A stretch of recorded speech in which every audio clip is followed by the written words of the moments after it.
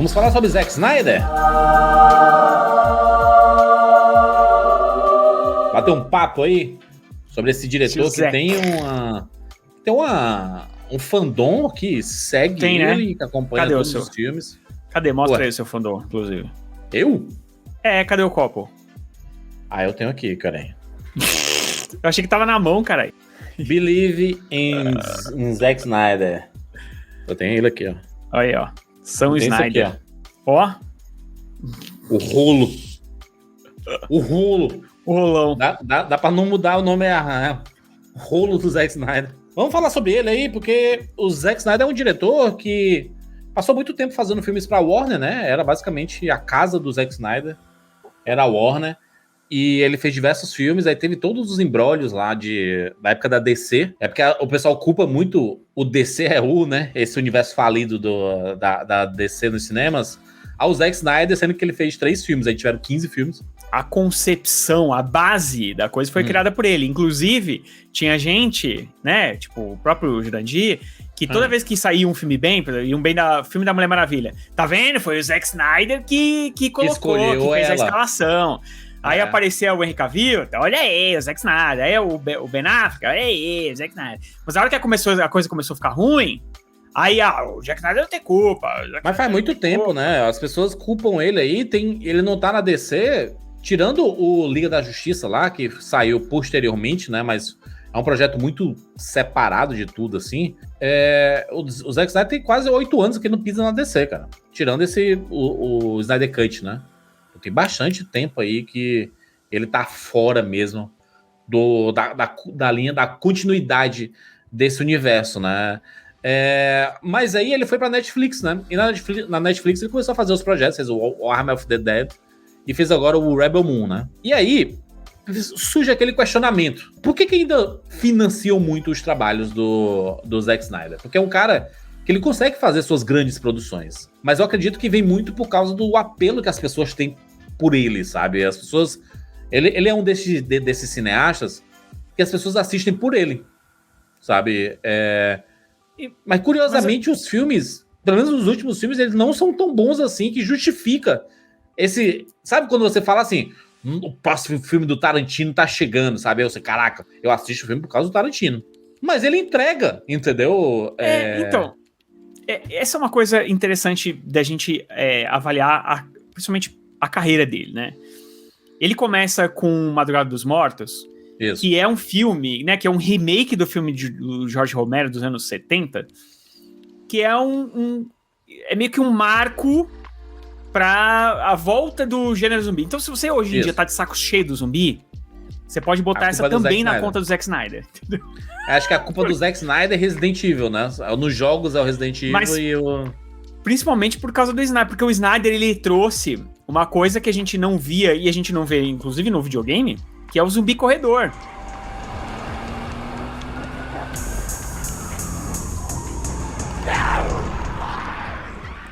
Então ele traz essa coisa que meio que reacende o universo do zumbi, que aí...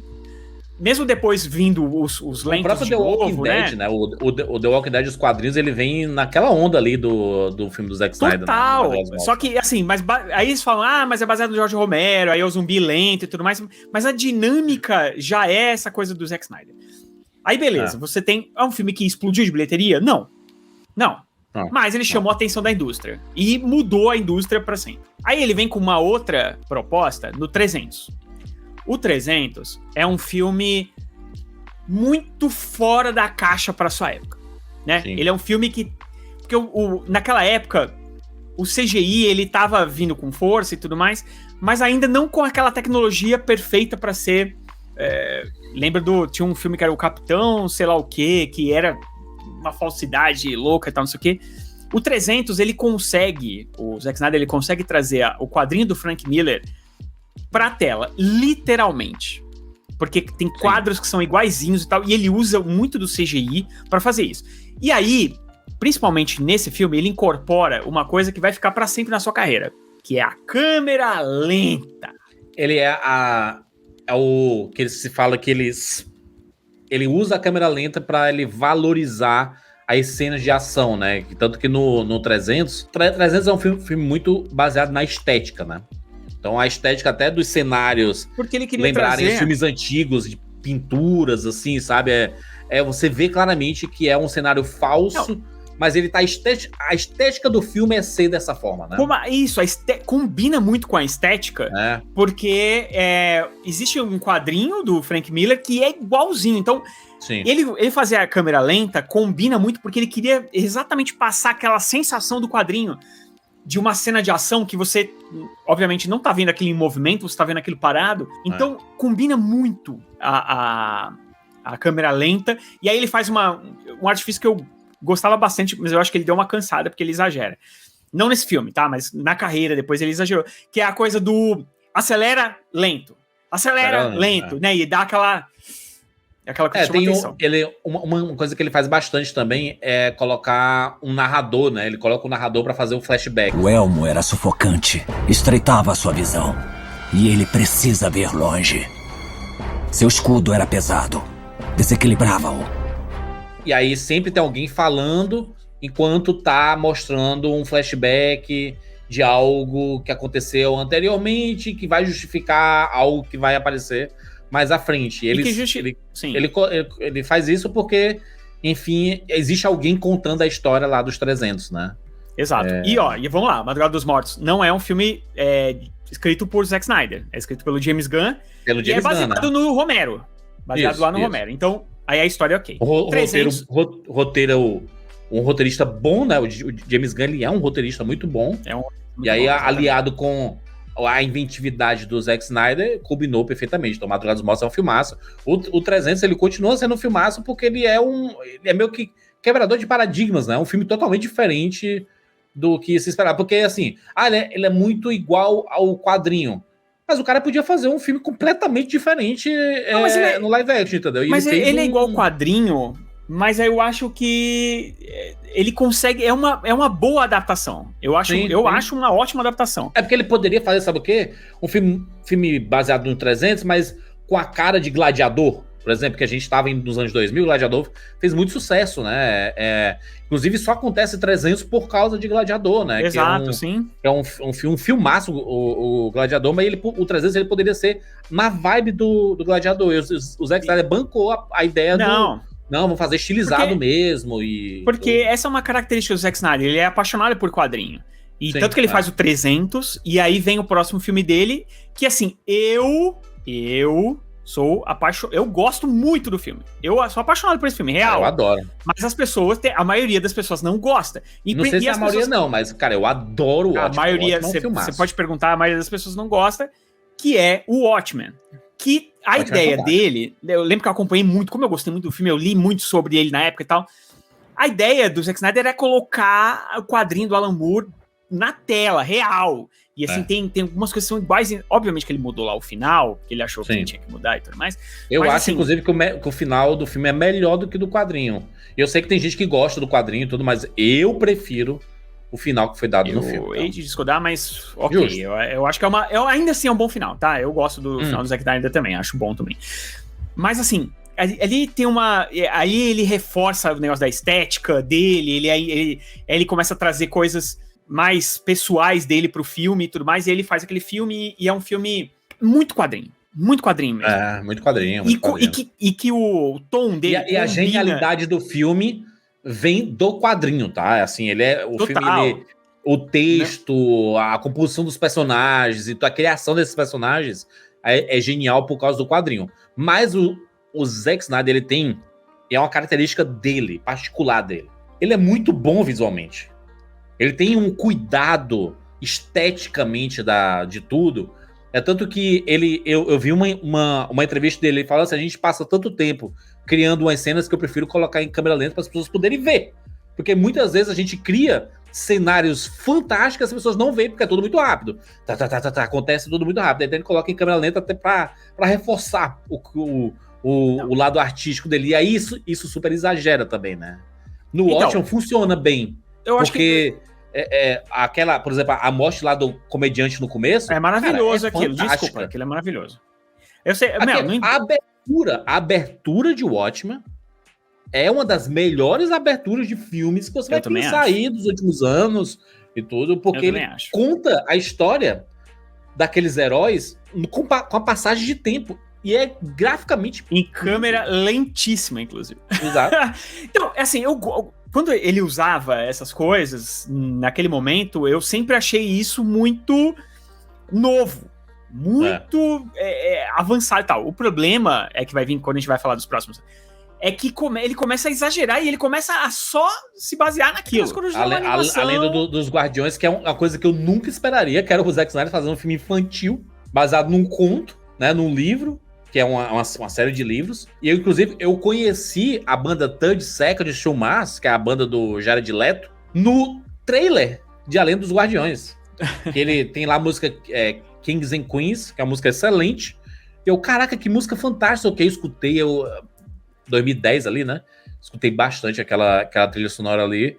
E aí ele faz um filme que eu acho legalzinho. E é isso aí. Nada mais.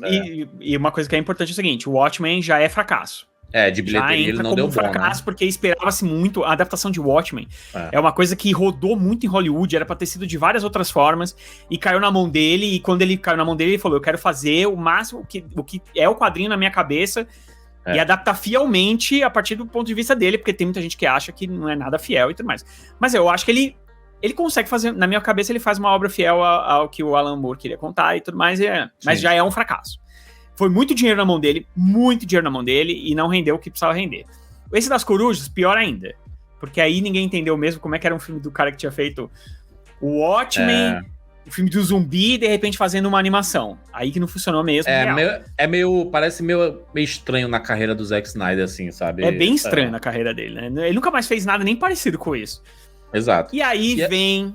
o Sucker Punch, né? Vem um Sucker Punch que é um... Eu acho que ele tava colhendo tanto os louros de 300, que a Warner falou assim, o que você quiser fazer, a gente libera pra você. Vai, mano. Vai aí. Você errou porque aqui, naquela época... porque o Watchmen, por exemplo, o Watchmen foi fracasso de bilheteria, mas ele vendeu muito em home video. Porque se criou o cult, transformou o filme no cult, é um filme cultuado pelos fãs.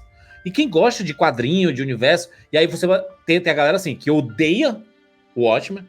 Nossa, Zack Snyder estragou, não entendeu a história. E tem outros que são apaixonados por Watchmen. Então, em DVD, naquela época, vendeu muito, sabe? Então, de certa forma, a Warner conseguiu recuperar essa grana que foi investida em Watchmen. Em Além dos Guardiões, é uma animação. Animação, em algum momento, as pessoas veem.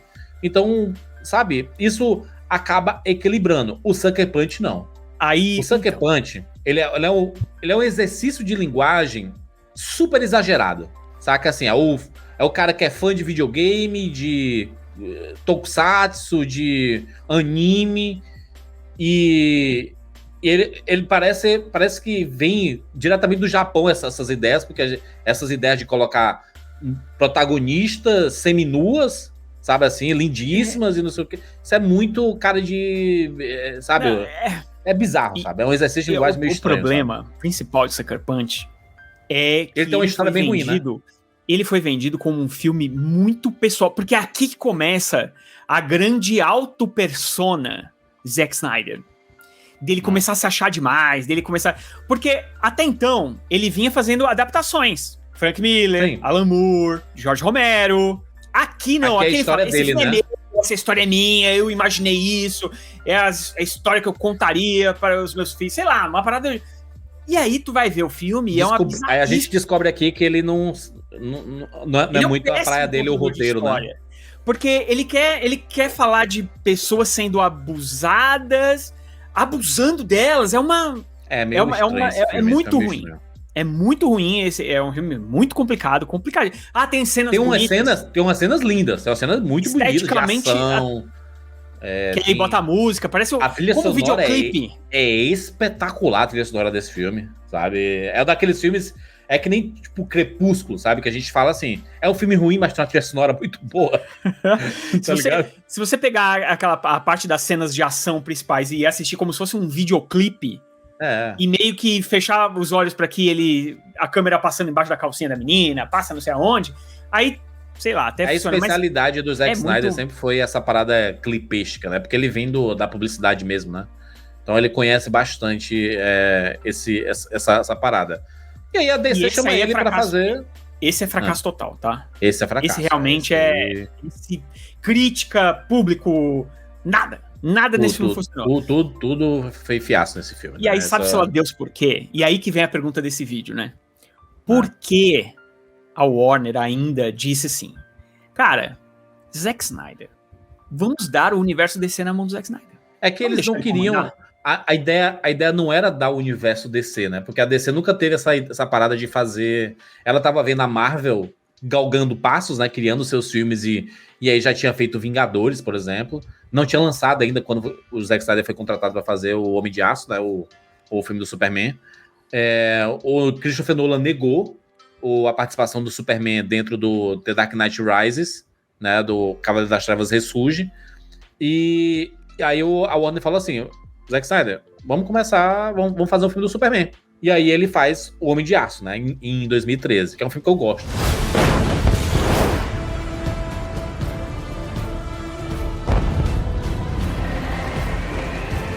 Que eu gosto. E eles trazem o Jonathan Nolan pra ajudar a escrever, inclusive, né? Isso, o irmão do Christopher Nolan. É um filme que eu particularmente gosto. É um filme que financeiramente, agora que o DCEU acabou... É um dos filmes que tem melhores bilheterias aí do universo do DC. É um filme que foi ficando melhor com o tempo. Com a quantidade de filmes que foram saindo da DC que não foram tão bons, esse filme foi ganhando uma... Não, é que ele tem... Ele é robusto, ele fica ficando mais robusto, sabe? O problema do filme é que ele é sisudo demais. Porque o Zack Snyder comprou muito a ideia do Superman Jesus Cristo e ele faz um calvário da vida do Jesus Cristo. Basicamente...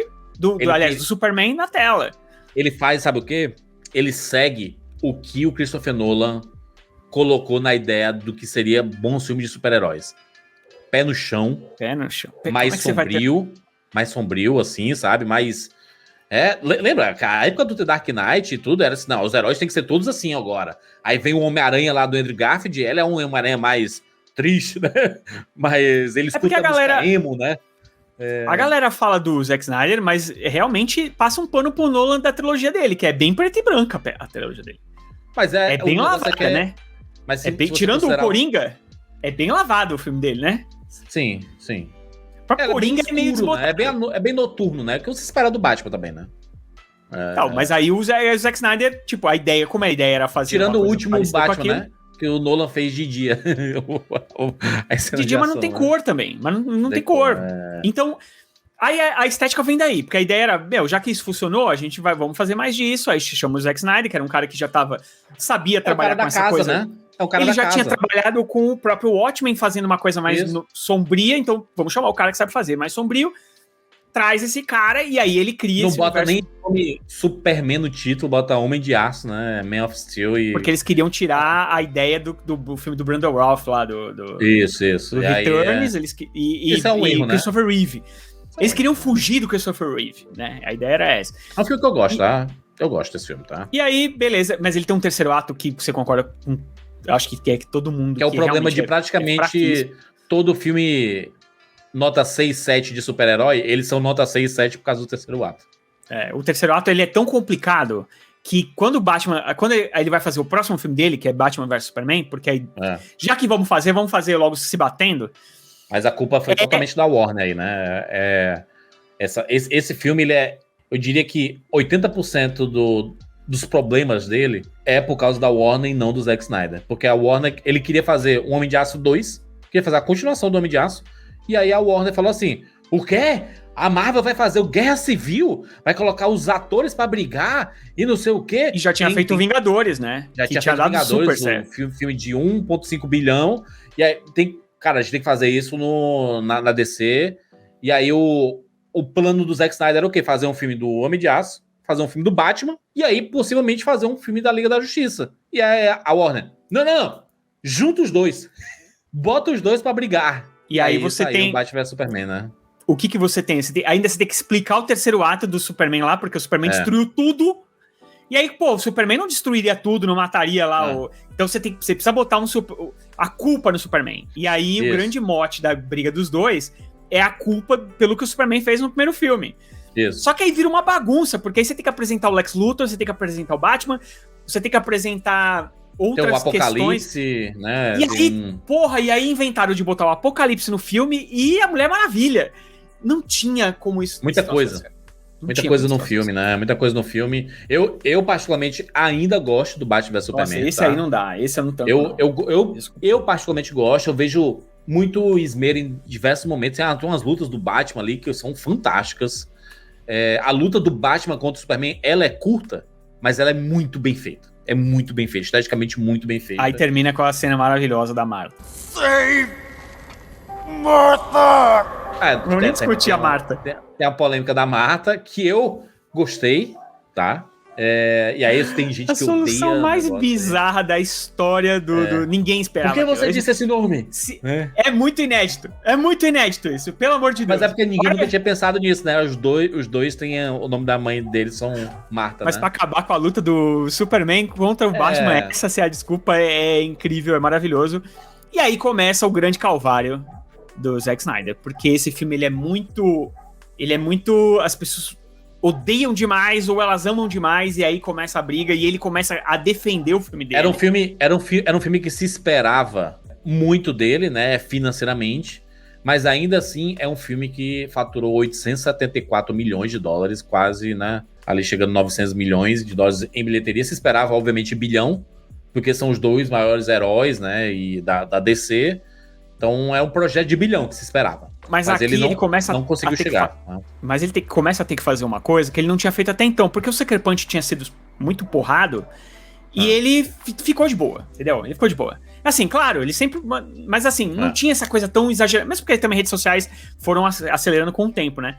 Sim. Mas... Aqui não, Batman vs Superman, aí ele decidiu botar as caras e defende, mas é porque vocês não assistiram o filme do jeito que ele é, aí sai a versão de diretor. Do diretor, que é melhor mesmo. Que é melhor mesmo, mas ainda assim não resolve os problemas do filme. Não resolve os problemas porque é um filme que é muito arranjado, né? Um filme muito arranjado, e a Warner se meteu muito na produção do BVS, porque tinha muita gente no set pitacando no ouvido dele, que viu repercutir pior ainda no Liga da Justiça, né? Aí, Liga da Justiça, e aí... O Liga da Justiça é um projeto difícil de falar, inclusive tem um vídeo no canal que eu fiz um tempão atrás falando sobre a história do próprio Zack Snyder, de bastidores nas produções dos filmes, que eu falo bastante sobre isso, que é um filme que a Warner queria a todo momento tirar o Zack Snyder, porque ele tava querendo ir pra uma linha. E a Warner queria... Não, eu quero filmes felizes, filmes alegres, não sei o quê. E ele, cara, a gente tá contando uma história. A gente tem que seguir a história que a gente tá contando, na linha cronológica aqui.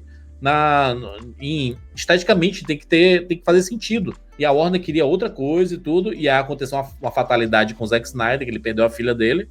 E a Warner aproveitou esse momento pra demitir o Zack Snyder, né? Demitiu o Zack Snyder, colocou na mão de Joss Whedon pra ele refilmar e fez um monte de coisa absurda.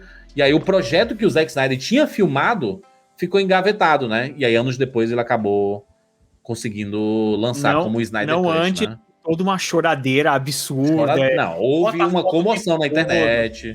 Não, e da própria parte dele, né? Esse negócio ele postando a todo momento uma fotinha, né? Ah, mas esse filme que vocês viram não é o meu, mas esse filme que vocês viram não é o meu. E aí começa... eu acho que muita da bronca que muita gente tem com o Zack Snyder vem principalmente disso, porque já do Batman vs Superman, mas aí a versão dele já resolvia alguma coisa e tal, e depois essa outra versão, porque fica uma coisa realmente muito...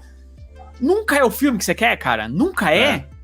Sabe? E aí parece que a sensação que dá é que é sempre o mundo contra Zack Snyder, e a vida não é assim, né, convenhamos. Aí ele lança preto e branco, 4x3, sabe? Ele faz todo um negócio num projeto que não precisava, né? Preto e branco, 4x3, assim. A gente brincou muito na época, assim, né? Eu até tentava defender as decisões dele de, assim, parece que ele tá de sacanagem com a Warner, de, assim, já que eu posso fazer do jeito que eu quero, eu vou botar pra lascar aqui pra fazer do jeito bem diferente mesmo, sabe?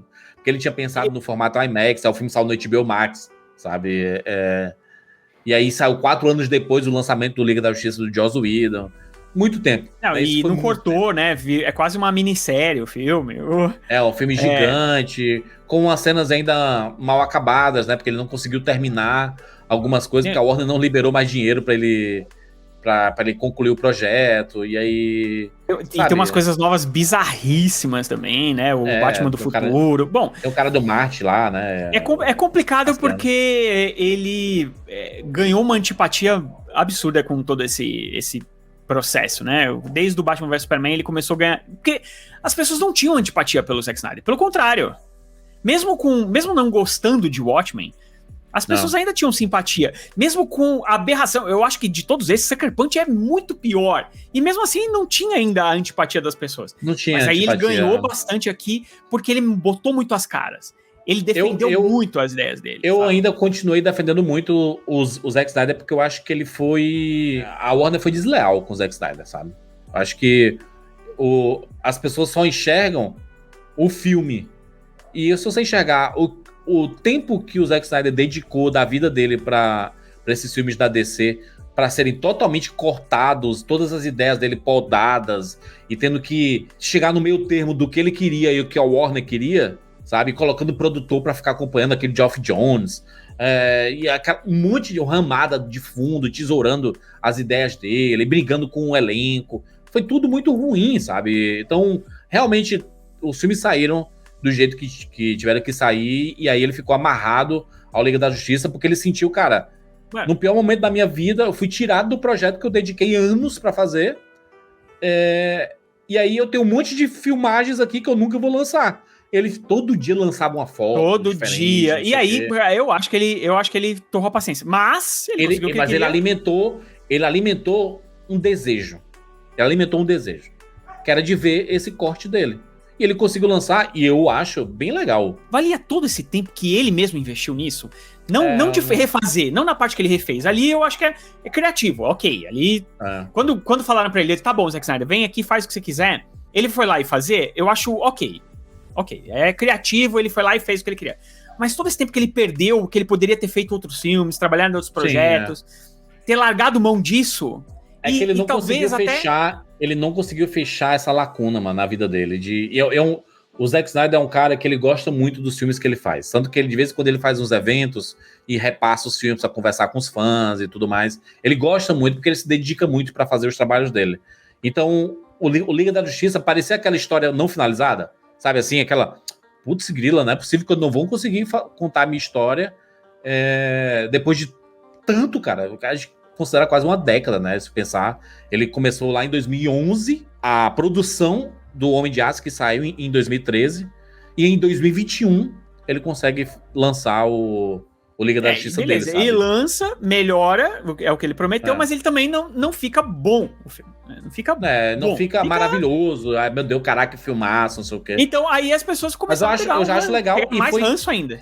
Mas teve um negócio que foi interessante, é que se você pegar o Liga da Justiça do Zack Snyder, é um dos filmes dele com melhor avaliação da crítica. Tem 72% no Rotten Tomatoes. A crítica nunca é muito brotherzinha do Zack Snyder, sabe? Porque ele sempre fala que não se importa com crítica e pau no cu dos críticos, é isso mas aí. Mas depois ele fica nervosinho quando fala mal do filme dele. Aí, o que aconteceu em seguida? Aí a Netflix chamou ele pra trabalhar, porque, cara, um cara que ele traz esse engajamento, pelo amor de Deus, todo mundo tudo que a Netflix quer, né, mano? Tudo que a Netflix quer. E a Netflix tinha um dado lá dos algoritmos dela, que é o seguinte: olha, Madrugada dos Mortos é um filme que funciona bem pra cacete aqui, hein? Então, Zack Snyder, você não quer vir fazer um Madrugada dos Mortos novo? Uma continuação? Fazer um universo de zumbi, né? Seu. Aí fez aquele... Seu não, né? Que ainda é baseado no Jorge Romero, né? Só que... mas... Mas a ideia é uma continuação daquele filme. É tipo a vibe do Madrugada dos Mortos, né? E aí você pensa o seguinte, quem é muito fã do filme, que nem eu, do primeiro filme, pensa assim, cara, isso vai ser muito legal, o Zack Snyder voltando, agora com muito dinheiro, ele pode usar Las Vegas pra fazer o filme. E aí, meu... Com liberdade. Pra fazer do jeito dele. Total. Ninguém interferindo, dizendo. Né? Pro filme de zumbi, o filme é gigante, tá? E aí, 2 horas e meia de filme. O Dave Bautista, né? Vamos colocar aí. Aí lançou o Army of the Dead. Lançou junto com o... Liga da Justiça. O Liga da Justiça, que saiu antes do Liga da Justiça no HBO Max, né? E depois saiu o Army of the Dead. Cara, eu particularmente não gosto desse filme. Não gosto. Horroroso. É horroroso. É um filme que tem 67% de aprovação da crítica. Não sei. Eu não entendo aonde que tenha. Faltou, sabe o que? Um James Gunn nesse filme. Pra escrever, sabe? Pra deixar ele. Porque o texto é muito ruim, cara. Do Zack Snyder é esse. O calcanhar do Zack Snyder é o roteiro. Ele precisa ter histórias boas. Porque ele tem ideias boas nos filmes dele. Só não tem um roteiro bom. Não, e ele tava tão... Sem roteiro bom, ele vira um negócio pra você ver sem prestar atenção. E aí fica só imagens, cara. Não, e a própria negócio de visual dele, que a gente falou tão bem aqui, ele começa a se repetir, e ele começa a usar isso como um artifício corriqueiro de tudo. E aí, de repente, você tem cenas que não precisam dessa câmera lenta, não sei o quê, e que vai sendo usado de qualquer forma... Porque sim, porque é minha cara. Isso aí, tipo, vai tornando o filme dele enfadonho. Os filmes começam a ficar chatos. Cara, é um filme de zumbi que fica chato. E uma outra coisa que ele impregna esse filme aqui é o troço dele ainda com a DC. E aí ele me faz um zumbi Mulher Maravilha. Ele coloca os rolos do Liga da Justiça escondido num cofre lá. Cara, assim, é um troço que você começa a pegar a birra do cara. Birra, real. Porque você fala, cara... Não é possível, mano. Desapega, tudo lá desse troço, cara. Desapega esse negócio. E aí... E agora... E aí eles fazem uma série, que essa não deu muito certo. Fizeram uma série dos bandidos. Não, fizeram spin-off, né? Fizeram spin-off. Que era a pior coisa... Isso, é um filme spin-off, que é a pior coisa do filme. Eu acho que são os ladrões. E aí ele faz fazem lá um filme... Os personagens meio chatos, assim, né? E enfim. E aí... agora chega com a nova produção... que ele se dedicou aí durante anos, assim, com essa ideia de querer fazer o seu próprio filme de Star Wars, porque ele queria ser um diretor de algum filme de Star Wars, e nunca rolou de acontecer. Ele falou assim, vou criar uma minha história dentro de um universo de sci-fi que mistura um pouco os Sete Samurais e mistura um pouco de Star Wars. E aí, só que a base é basicamente a mesma de praticamente todas as ficções científicas que a gente já viu no mundo aí, desde, se você pensar... de livro. Pega a Princesa de Marte lá, né? Que é a base do John Carter, que é do começo do século retrasado aí, e que foi a base de muitos filmes e séries de universo de sci-fi, né? E aí o próprio John Carter ganhou um filme na Disney, e as pessoas falam, né? A gente assiste e fala assim, caraca, realmente tem umas ideias legais, mas já vi isso 512 mil vezes, só que tudo nasceu do livro que se viu ali de base. Só que todo mundo pegou um pouco, né? A comparação com o John Carter, ela é perfeita, porque é isso. É um Zack Snyder que chega atrasado mesmo, né? Ele quer fazer um troço que já é ultrapassado, uma história, Rogério, principalmente, que já é ultrapassada. Ele faz, sabe o quê? O começo desse filme é numa aldeinha e tudo mais, e aí ele quer colocar o filme... Não é no ideal de filme dos anos 60, 70, de sci-fi, que o fundo ele é horrível, é mal feito. Tipo, é pra dar aquela sensação que é um filme velho, feito em 40 anos atrás, 50 anos atrás. Saca? Assim, aquela sensação pulp, né? Tipo, o fundo é uma pintura, é um quadro, assim, sabe? Aí a menina tá lá, né, arando lá o chão, e aí tá uma lua gigantesca de fundo, assim. E aí você olha assim, cara, entendi o que o Zack Snyder queria fazer. Queria dar essa sensação de sci-fi velho, sci-fi antigo. Só que é um filme feito em 2023. Quando a gente olha esse filme aqui, dá a sensação só de CGI mal feito. Não, sabe? A iluminação é ruim, o cenário é pequeno, sabe? Essas coisas todas. E um monte de clichê, né? Cara, e fica sem alma, né? Fica vazio. E assim, dessa vez qual é a desculpa? Porque ele teve todo o dinheiro que ele... São dois filmes, inclusive, né? A parte 1 agora e a outra parte em abril, né? Teve todo o dinheiro, teve todo o apoio da Netflix, teve liberdade total pra fazer o que ele quisesse, a história que ele quisesse. Sim. Talvez, inclusive, eu até imagino que ele tenha feito o Madrugada dos Mortos, aí, a continuação lá. É o Dia dos Mortos? É o Dia dos Mortos, né? Nem lembro. Arm of the Dead. O Arm of the Dead. Eu acredito até que ele tenha feito assim, a Netflix pediu isso e em troco deu o que ele quis. O que ele quiser, quer fazer um universo novo, faz um universo novo aí. Mas deram pra ele fazer o universo novo. Uma coisa tem que dizer, tá? O Army of the Dead é um sucesso na Netflix. Sucesso. Então. Ficou em primeiro na Netflix. E na Netflix é isso que eles querem. Eu não quero saber se o filme tá... Ai, meu Deus, todo mundo aplaudindo, mas ninguém assistindo. Ele quer que as pessoas vejam. As pessoas viram. Tanto que os filmes mais assistidos são os piores, né?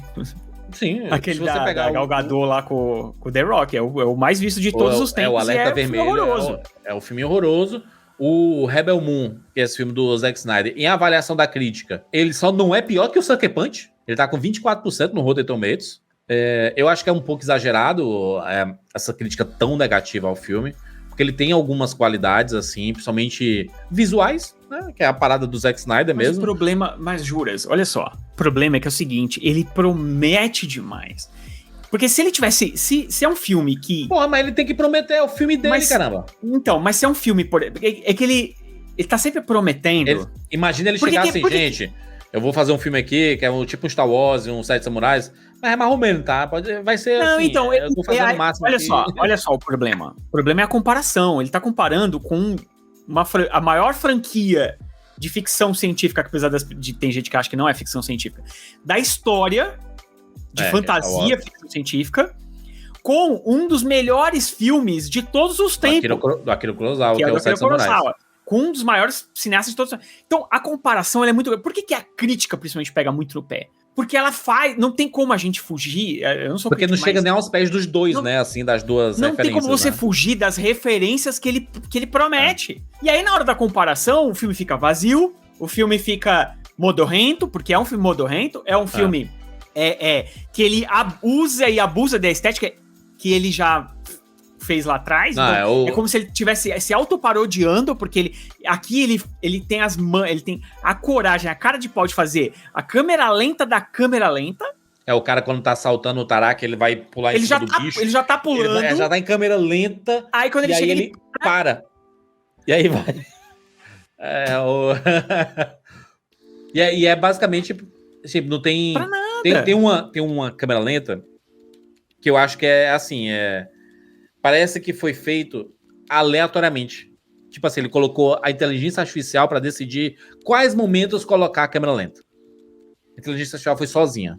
E aí, a inteligência artificial, que não é muito inteligente, ela segue padrões. Assistiu todos os filmes do Zack Snyder? Não, ela viu assim, uma cena de luta em que a protagonista ela dá uma porrada no cara, o cara vai cair de cabeça no chão assim. A câmera lenta, na minha visão, que o Zack Snyder fazia bem, era o quê? Vou colocar a câmera lenta pra você ver o movimento do soco batendo. Aí você... Caraca. Aí depois, quando chega perto daquela acelerada, que é pra dar a força, né? Que é aquela quando bate, você sente uma violência, né? Que é o peso. O Batman da Superman, que a gente vê, né? O soco do Batman, você sente. Ele vai devagar, mas quando ele vai pegar, ele pega, aí você acelera até a câmera, né? Que dá aquele... Exatamente. Que aí você sente o peso da E aí, porrada, aqui... É basicamente o cara caindo de costas no chão, que não acrescenta absolutamente nada à câmera lenta. Então, ele realmente super exagerou em alguns momentos nos vícios que ele tem. E aí não dá pra dizer que, cara, ele teve toda a liberdade pra fazer esse filme. Não teve ninguém, tipo, da Warner, que enchendo o saco dele. E eu acho que, pra alguns diretores, é importante ter um produtor de fora. Saca? Um produtor que acompanha e fala assim, o Zack Snyder, te amo, você é foda, você é massa.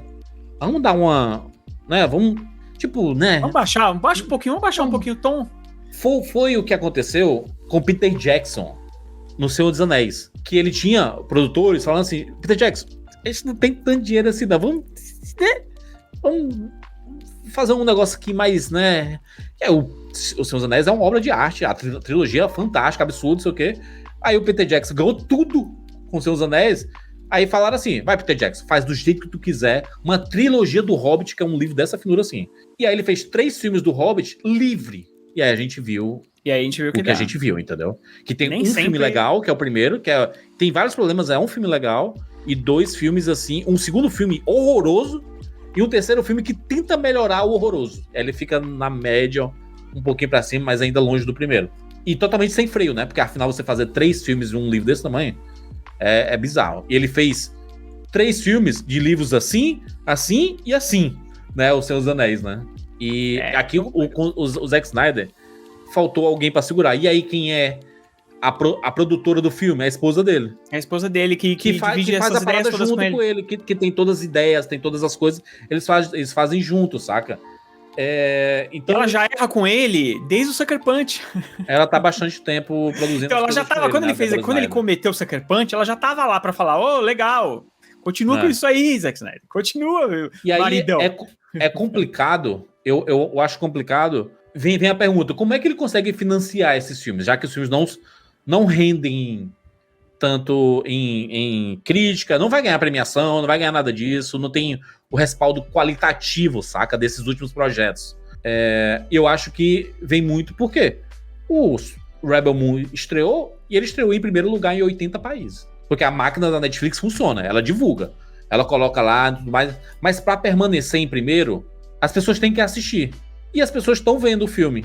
Então justifica para a Netflix gastar tanta grana num filme que vai gerar discussão. A Netflix, ela não se importa. Se tiver um filme bom, massa. Vai ser um filme que a galera, vai assistir aquele filme da Netflix, que é bom pra caramba. Só que pra ela quer que as pessoas falem. Porque se a gente estiver falando mal de Rebel Moon, tem gente que vai ter curiosidade de ver esse filme pra poder falar mal também. Muita gente a Netflix viu, sabe? Muita gente assistiu, sabe o quê? Vou dar um exemplo. Sabe aquele filme Death Note, o live action do anime Death Note? Esse filme é um lixo. Esse filme é um lixo, uma das piores coisas. É um dos piores filmes que eu já assisti na minha vida. Foi um filme responsável por fazer com que muita gente não acreditasse na adaptação de One Piece, de Yu Hakusho. Foram 2 excelentes adaptações. São do mesmo ano, inclusive, de 2023. São totalmente diferentes, com propostas diferentes. E são excelentes. Mas muita gente não acreditava porque, cara, Death Note, aí tinha o Cowboy Bebop também, que não deu bom. Pelo menos esteticamente o Cowboy Bebop era bem legal, mas acabou não tendo tração. Mas o Death Note, ele é uma porcaria. É horrível, os caras não entenderam o original. Porém, o filme foi um sucesso gigantesco pra Netflix. Todo mundo assistiu pra falar mal, pra falar com propriedade. E aí o filme, então, né... Mas, uma estratosfera de views, essa é uma política que a Netflix está prometendo mudar em 2024. Que é lançar tantos filmes e com a qualidade nem sempre boa. Porque o que acaba acontecendo é que com o tempo, isso funciona, tá? As pessoas vão assistir e tal, mas com o tempo, e é uma coisa que já vejo acontecendo, é que é o seguinte, as pessoas associarem um filme Netflix com porcaria. Exatamente. Porque vai chegar um momento lá na frente, talvez não agora, mas lá na frente, se continuar do jeito que tá, vai chegar um momento lá na frente que aí já não vai ter mais a discussão, porque todo mundo já vai achar que todos os filmes são porcaria, e aí ninguém vai assistir mais. Então a tendência é mudar. O que eu acho que vai acontecer com a Rebel Moon, eu já sabia que ele ia ser um baita sucesso, porque a máquina realmente funciona. Você entra na Netflix agora, vai aparecer Rebel Moon. Você, qualquer outra pessoa, vai abrir a Netflix e vai aparecer Rebel Moon lá de cara pra ela. Então aí isso vai fazer com que muita gente simplesmente clique e dê play lá. Tem a propaganda também. E o Rebel Moon tá disputando com outro filme que saiu na Netflix, que é o Top Gun Maverick. E o Top Gun Maverick é um filmaço, né? E é bem a cara do público da Netflix, né, assistir o Top Gun. E aí teve um momento no fim de semana do Natal que o Top Gun passou o Rebel Moon, mas minutos depois o Rebel Moon voltou pra primeira posição. O que eu acho que vai determinar o sucesso ou não, depois a gente vai ver os números, eu acho que é a parte 2. Se a parte 2 tiver tanta repercussão quanto a parte 1, aí eu acho que funcionou realmente. Se a parte 2 não tiver repercussão, é porque muita gente já abandonou e não vai querer ver a parte 2 porque não gostou da parte 1. A pessoa viu a primeira parte e falou assim, não quero ver isso daqui não. Então, eu acho que essa foi a jogada arriscada. Dividir um filme, ele tem que ser muito bom pra você apostar que o segundo vai funcionar, entendeu? Então aí eu acho que vai ser a grande aposta que eu acho que a Netflix vai ver. Agora, o Zack Snyder, ele é uma pessoa que durante algum tempo, ele vai continuar tendo orçamentos à sua disposição. Talvez não totalmente liberados, que nem aconteceu com o Rebel Moon, talvez não, mas vai ter bons orçamentos. Né? Talvez não porque pra cinema, ele chama, hoje é um nome que chama. É um nome que, pro bem ou por mal, gostando ou odiando, é um filme do Zack Snyder. Mas pro público médio, a galera nem sabe direito, né? Assim, o pessoal só Eles não entendem o que é que significa o nome Zack Snyder, sabe? Vocês só falam assim, o diretor de Watchmen, o diretor de 300 e não sei o quê. Mas a própria Netflix vai acabar lembrando essas pessoas. Vai aparecer lá, tipo, se você já assistiu o Rebel Moon, vai aparecer o próximo filme do Zack Snyder, entendeu? Então pro algoritmo vai funcionar muito bem. O Zack Snyder, ele tem esse nome, eu acho que a desculpa que ele deu pra Rebel Moon não é nada boa, que ele falou que o filme é longo, a corte do diretor é outro filme, é melhor... Peraí, Zack Snyder. Esse corte é seu, cara. Esse corte que tá aí na Netflix é dele. É que teve um embarreiramento só. Que a Netflix, ela falou assim, tenta fazer um filme mais pra PG-13 do que pra adulto, porque quando você coloca um filme pra adulto, tem muita gente que acessa lá, tipo, adolescente, nem vai aparecer o Rebel Moon pra ele assistir, porque tem a proteção dos pais, né? O controle parental, né? Na Netflix. E aí, isso você perde boa parte do público, né? Que é um público que gosta das coisas do Zack Snyder, é o público adolescente também. E aí ele tirou muito da violência. Mas aí você tá falando da versão pra adultos, né? Você tá falando da versão de 18 anos, né? Que eu não... Mas até onde... Mas pelo que eu não entendi... foi disponibilizada. Pelo que eu entendi, não é nem essa. Tem uma versão do diretor com mais cenas e tudo mais, que não é só de morte. Ele quer lançar uma coisa que... Ele teve que cortar muitas coisas do filme. Não precisava cortar, mas eu entendo por que ele faz isso. Porque chama mais gente pra ver as coisas. É divulgação. No Napoleão, o Ridley Scott não fez isso com o filme dele? Lançou o filme no cinema, ele falou assim, eu tenho uma versão de 4 horas pra você ver aí na Apple TV+. O James Cameron falou uma coisa que eu achei muito, muito inteligente. Isso antes de sair o Avatar 2, tá? Ele tava conversando com o Denis Villeneuve. Entre as discussões, ele falou assim, e sobre fazer filme pro cinema, pro stream e tudo? Aí o James Cameron falou assim, cara, na minha ideia, eu acho que a gente deveria fazer filmes pensados pra cinema, mas também pensando no posterior dele. Tipo assim, quando ele sair dos cinemas, quando ele entrar no streaming, ele poder sair até, sei lá, em 3, 4 partes, como uma série, ele maior, com mais coisas a se contar, sabe? Com mais histórias e tudo, porque você cria uma diferença do que vai pro cinema e o que as pessoas veem no streaming. Porque são mídias diferentes. E eu acho que a gente no futuro, ele falou, a gente no futuro vai fazer dessa forma, sabe? Que é lançar um filme pro cinema e um filme totalmente diferente pro streaming. E aí eu fiquei pensando muito nisso. Eu falei assim, caraca, o perigo, faz sentido, né? Mas o perigo, na minha opinião, é você fazer o filme pra streaming e cortar ele pra ir pro cinema, que é o que aconteceu com o Ridley Scott. E aí, pra mim, o problema que o Zack Snyder, ele fica embarrigando. Porque é sempre pra frente que as coisas vão se resolver. Não gostou do filme? Mas é porque a versão do diretor vai ser melhor. Aí não gostou da versão do diretor? Mas é porque você não viu a parte 2 ainda. Sempre tem algo mais. Que você não viu a segunda parte com a versão do diretor. É porque você não viu aquela que vai juntar uma animação que vai contar... E curiosamente, as versões do diretor do Zack Snyder são melhores do que os filmes originais. Então, ele porque você não lança logo a versão filme, né? Final, né, cara? É isso, cara. Ele precisa mudar o jeito de fazer, porque ele tá pensando da maneira inversa do que o Cameron falou. Tá fazendo um filme na cabeça dele, corta tudo, lança porcaria, aí reclamam, aí ele fala, não, mas gente, esse aqui não era meu filme não, meu filme era esse aqui. Aí vai ficar uma eterna desculpa. Fica uma eterna desculpa, sabe? Tipo assim, quando saiu Liga da Justiça e algumas pessoas não gostaram, tanto que tem 70%, 30% não gostou. Ele fala que é porque não me deram dinheiro suficiente pra fazer, isso que lá. Não é bem isso que eu tinha pensado. Pô, mas tu ficou 5 anos falando que era... que na verdade, você tinha um filme pronto. Mano... Não deixaram ele fazer, né? Porque eles queriam que a Liga da Justiça fosse toda colorida e toda saltitante e tudo mais, que era uma coisa que ele não tava contando no seu universo, né? Nunca tem saída. Então desiste nunca tem saída.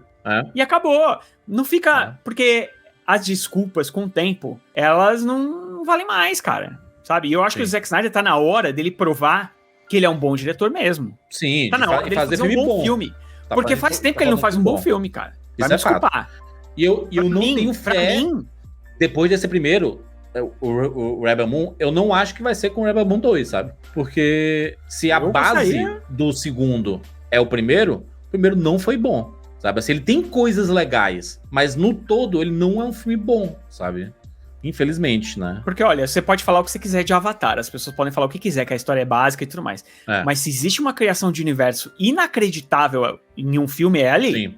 Então, assim, o James Cameron, ele pode chegar e falar assim, cara, eu criei um universo, porque ele realmente criou. Usou ideias de milhão de coisas, pra narrativa, usou. Mas o universo é inacreditável como é original aquilo lá. Agora, o Zack Snyder já não pode falar isso não, me desculpe, porque o universo que ele falou que ia criar do zero é uma cópia de muitas outras coisas que a gente já viu por aí. Sim. Então... E aí quando você começa um universo sem tanta personalidade assim, e aí você não tem tantos diferenciais, cara, vira um filme genérico de sci-fi, sabe? É muito genérico. Que eu acho que é uma coisa que o Zack Snyder ele não é um diretor genérico, mas ele acabou se tornando um diretor genérico, porque as histórias dos filmes dele não são boas. Eu não sei até que ponto vai cair na cabeça dele e dizer assim, sabe aquela autocrítica que falaram pra J.K. Rowling nos primeiros Animais Fantásticos? Dizer assim, J.K. Rowling, você é massa escrevendo livros, você não é boa escrevendo roteiro. Ou você passa pra uma outra pessoa... Mas ela não passou e continuou uma porcaria, até piorou. E aí ela chamou uma pessoa pra fazer o último, né, o último Animais Fantásticos saiu, e aí não ficou bom também.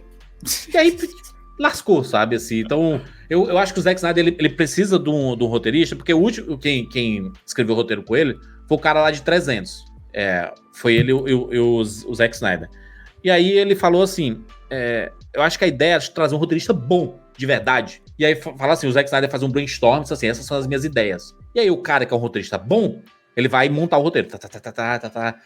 E não fazer um roteiro que ele é tão básico, as frases tão de efeito, assim, sabe? É tão padrão, sabe? Que é uma coisa que eu acho que o Zack Snyder não é. Ele não é o diretor que faz tudo diferente dos outros. E aí, na inventividade de fazer o diferente, ele acaba fazendo umas coisas que não são muito legais. Nesses últimos 2 filmes a gente vê isso. O Army of the Dead tem umas cenas que são muito bem feitas, mas aí todo o resto... E aí tem o Rebel Moon, tem algumas cenas que são legais. Cena no espaço, as metáforas as naves parecem armas, porque eles são destruidores, não sei o quê.